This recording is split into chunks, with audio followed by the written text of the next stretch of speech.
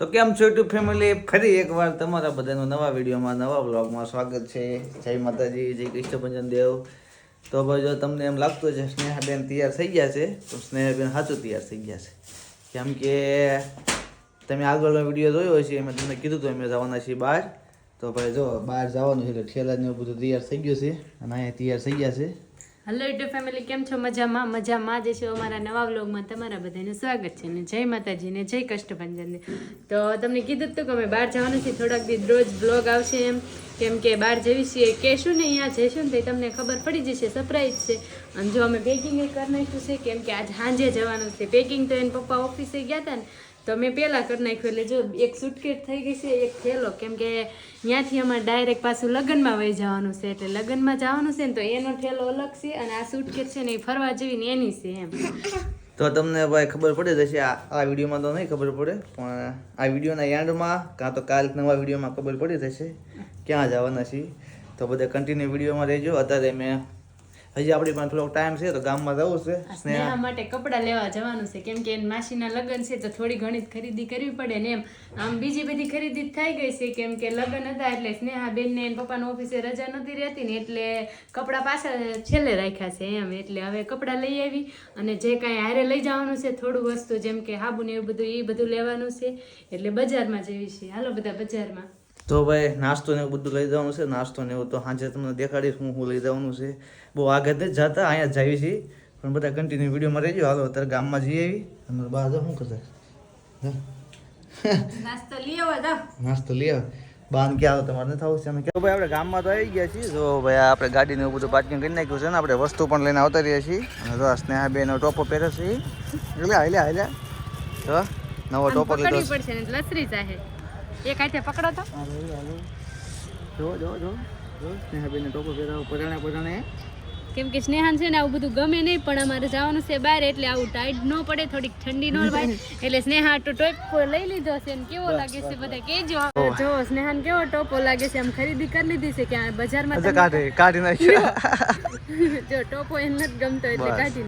તો ફાઇનલી જો અમે બધા તૈયાર થઈ ગયા છીએ, જમી લીધું, મહેમાન આવી ગયા ને હવે અમે જવા નીકળી ગયા છીએ, સ્ટેશને પહોંચી ગયા છીએ. અને સ્નેહા હોઈ ગઈ છે. જો બધાના ઠેલાના બધા બે ગયા છે અહીંયા, અને હાલો અમે બધા જઈએ છીએ. તો કન્ટિન્યુ બ્લોગમાં રહેજો. અમે ક્યાં જઈશું ને પછી તમને ખબર પડશે. તો ભાઈ આપણે સ્ટેશને તો પહોંચી ગયા છીએ ને, હવે તો બધા બેસી ગયા છે ને, હું બહાર ઊભો છું. હું મારો ભાઈ બે જો ભાઈ અમને મૂકવા આવ્યો છે. હાલ તાર આવું નથી પછી ને. તો ભાઈ આપણે ઘણી વાર બેઠા ને ગાડી આવી ગઈ છે ને, હવે આપણે જાવી છીએ. હાલો મેં ઓલો મૂકવા આવ્યો નથી લેવો તારે? મેં એને કીધું તો એ ના પાડે છે કે મારે નથી થવું એમ, કે અમે પછી જાય છે કે નવા કપડાની ક્યાં વાત છે, પણ એ કે આવું જ નથી કે મારે કે. ભાઈ આપણે ભાવનગરથી તો નીકળી ગયા હતા ને, હવે આપણે પહોંચી ગયા છીએ રાજકોટ. તો અહીં ગાડી ઘડી ઊભી છે તો અમે બધા બેઠા છીએ.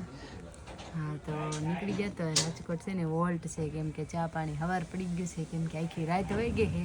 આવી રીતે હોવામાં બેહવામાં, એક જણ હોવે ને એક જણ બેસે એવી રીતથી હવાર પડી ગયું છે. એટલે અહીં નીચે છે ને રાજકોટ વોલ્ટ પડ્યો છે અડધી કલાકનો એ મને નથી ખબર. તો ભાઈ અડધા હુતા ને અડધા જાગે છે. જો આ બધા હુઈ ગયા છે. જો સ્નેહા હુતી છે ને દેવાન છે ને બધા હુતા છે. અમે બે જાગી છીએ, કેમ કે ઘડીક વળી એક વારો આવે બધાને વારા પરથી જાગવાનો, કેમ કે બધાને હુવાય નહીં. તો હાલો હવે રાજકોટ પહોંચી ગયા છીએ, ચા નાસ્તો કરી. તમે બધા કન્ટિન્યુ વિડીયોમાં રહીજો. હવે દ્વારકા જઈને મળશું ડાયરેક્ટ. હા, હવે દ્વારકા જઈને મળશું.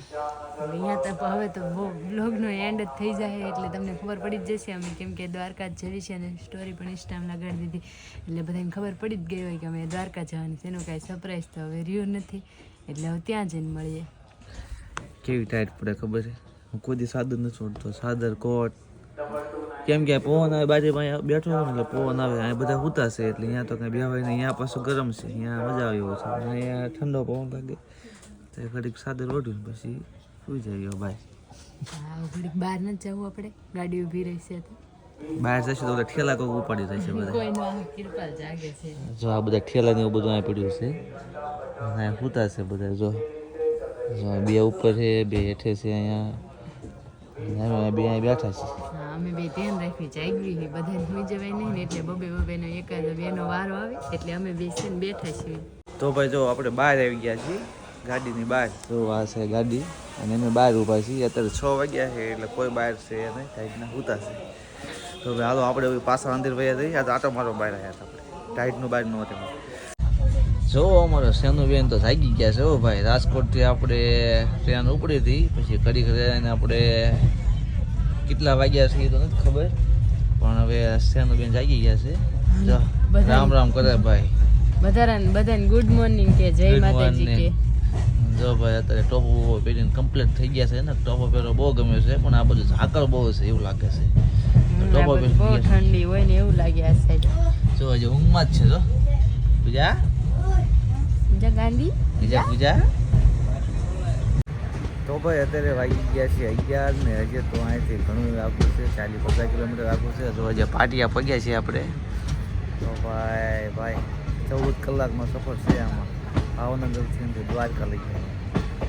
પણ મજા આવી. પણ ફેમિલી આરે આવો એટલે મજા જ આવે છે ને ભાઈ.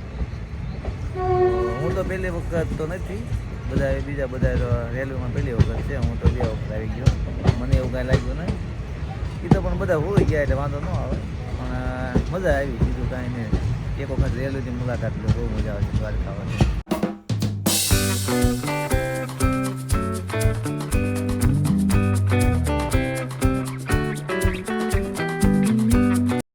તો ભાઈ આપણે કમ્પ્લીટ દ્વારકા પહોંચી ગયા છીએ. અને ભાઈ જો આપણે રેલવેમાંથી આપણે હેઠા પણ ઉતરી ગયા છીએ ને. જો આ ઠેલા ને એવું બધું છે. કેમ થયું, કેવો સફર રહ્યો? સફર તો બહુ મજા આવી. એમ કે આખી નાઈટ વહી ગઈ અને બપોર ચડી ગયા, કેમ કે મજા તો બહુ આવી, પણ થોડાક થાકી ગયા એટલે કાંઈ હુવા તો મળે નહીં. ટ્રેનમાં કાંઈ હુવાની મજા આવે નહીં.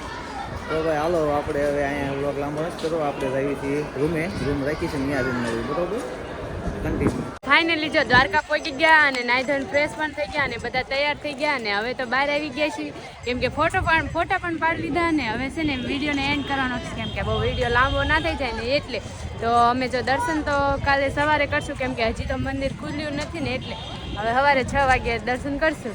અને જો સ્નેહાના પપ્પા તો ભાઈ આપણે કમ્પ્લીટ નાહી ધોઈને તૈયાર થઈ ગયા છીએ ને. આપણે પહોંચી ગયા હતા અને પછી આપણે રૂમ રાખી હતી. અહીંયા કાંઈ વિડીયો ઉતાર્યો નથી, મોડું થાય એવું હતું, એટલે પછી અમે આવતા રહીએ છીએ ડાયરેક્ટ અહીંયા મંદિરની બાજુમાં આપણે ગોમતી ઘાટે.